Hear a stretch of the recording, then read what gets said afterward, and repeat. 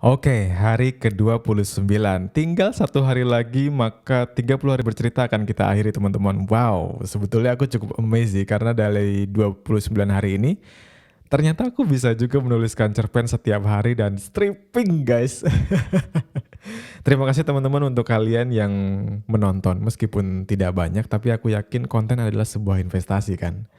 Dan di hari ke-29 ini aku ingin membacakan sebuah cerita yang aku beri judul Obsesi. No, bukan obsesi karena obsesi itu kemarin, dan ini adalah cerita baru yang aku beri judul Cermin. Sebuah cerita yang ditulis oleh Fauzi Radian dan dibacakan oleh penulisnya sendiri. Cermin.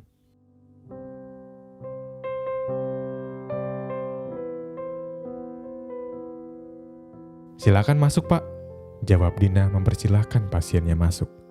Dina adalah seorang psikiater hebat yang bisa menyembuhkan berbagai macam penyakit kejiwaan.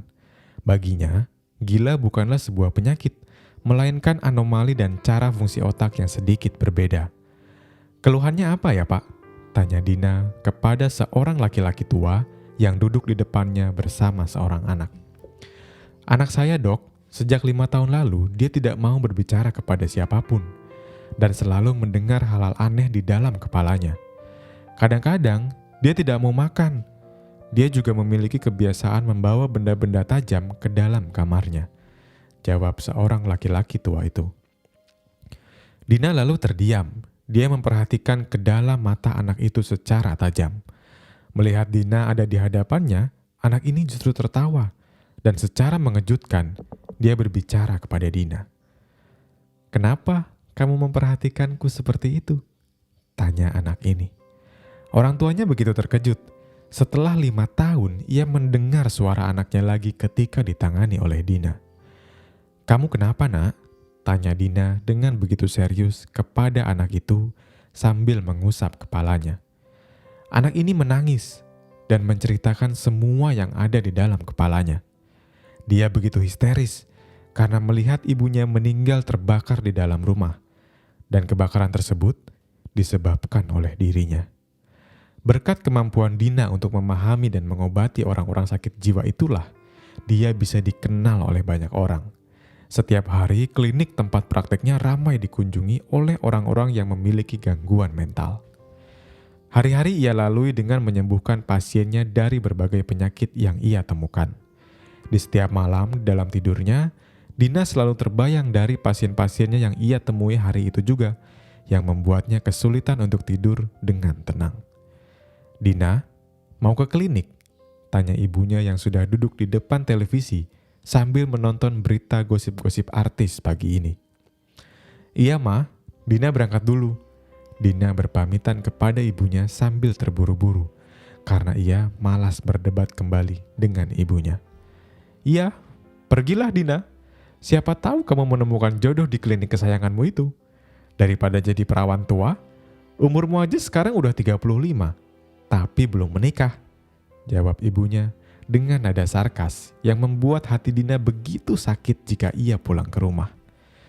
Sudah beberapa tahun belakangan ini, Dina dan ibunya selalu bertengkar karena Dina diminta untuk segera menikah. Di sisi lain, kepintaran dan jenjang karir Dina yang begitu cemerlang menjadikan para laki-laki takut untuk mendekati Dina. Seperti biasa, hari ini Dina membuka praktik di klinik miliknya. Terlihat beberapa pasien yang mengantre dan sudah menunggu kedatangan Dina. Hari ini antrean membludak, sehingga Dina harus lembur hingga larut malam.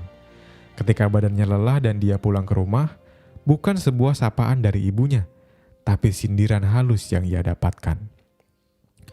"Gimana? Udah ketemu jodohnya?" tanya ibu Dina dengan perkataannya yang tajam.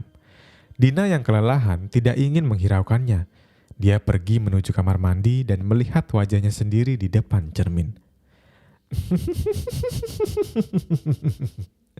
Dina tertawa di depan cermin. Ibunya yang kesal menghampiri Dina menuju kamar mandi dan melihatnya sedang tertawa di depan cermin. "Kamu bisa menghargai orang tua gak sih? Ditanya bukannya menjawab, malah pergi ke kamar mandi." Dina tetap tertawa di depan cermin. Melihat Dina berperilaku aneh, wajah kesal ibunya berubah menjadi sebuah kekhawatiran.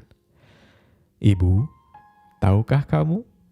Kamulah yang membuatku bisa sukses seperti sekarang. Terima kasih, Ibu. Ibunya kebingungan. Dia hanya berdiri melihat Dina berperilaku aneh di depan cermin kamar mandi.